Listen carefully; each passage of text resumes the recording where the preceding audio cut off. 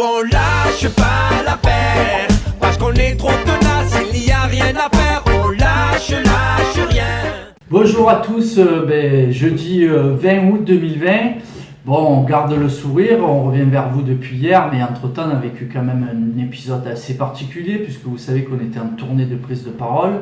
Ce matin, à Valmont, on est arrivé, puis il y a une bonne partie de l'immeuble qui a été évacuée, plus toutes les personnes qui ont été en contact avec le cas de Covid avéré. On a donc quitté les lieux, puisque l'immeuble Valmont était en partie évacué, et on a annulé également aussitôt notre prise de parole qui était prévue au Cabot. Donc on reviendra vous voir, on va sans doute revenir aux prises de parole, ça fait très longtemps qu'on ne vous a pas vu, donc on tenait à être sur le terrain.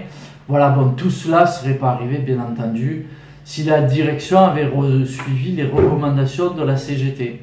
Voilà, qui demandait, on vous rappelle, de prendre en compte le fait que les Bouches-du-Rhône sont passées en zone rouge Covid-19, et on demandait à la direction, bien entendu, de permettre à ceux qui le désirent de passer en télétravail pour libérer un maximum de sites et permettre aussi à ceux qui le désirent de revenir sur site. Aujourd'hui, on apprend au sortir d'une réunion d'un comité de direction qu'une réunion aurait lieu avec les responsables demain en visioconférence, justement pour, alors je cite, pour discuter des modalités de réalisation possibles. Bon, nous on trouve que c'est un peu tard.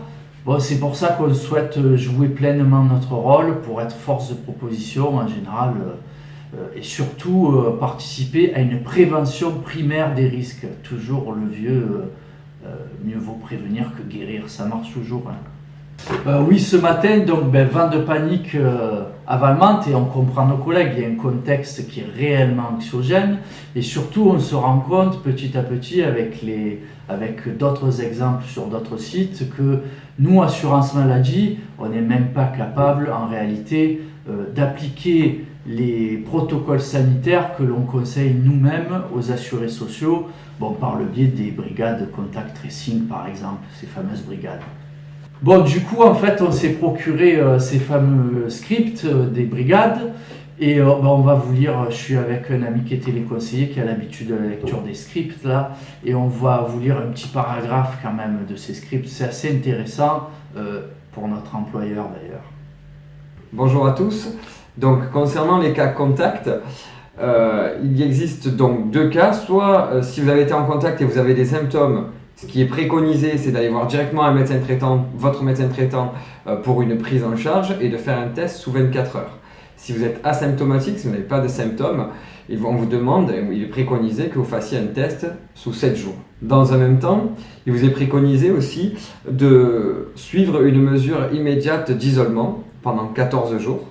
Et en fonction de votre situation, soit d'avoir, si votre employeur le met en place, le télétravail, sinon vous pouvez obtenir un arrêt de travail de 14 jours. Donc pour finir, si on comprend bien le script, c'est quelque chose qui s'applique pour les assurés, mais nous en tant que salariés de la caisse, nous sommes aussi des assurés. Ça s'applique aussi pour nous ces règles. Prenez soin de vous et de vos proches. N'hésitez pas à partager la vidéo, à la liker et à nous suivre également sur Facebook et YouTube. Et on est avec vous, on lâche rien. Nous on lâche pas l'affaire, parce qu'on est trop tenace, il n'y a rien à faire, on lâche rien.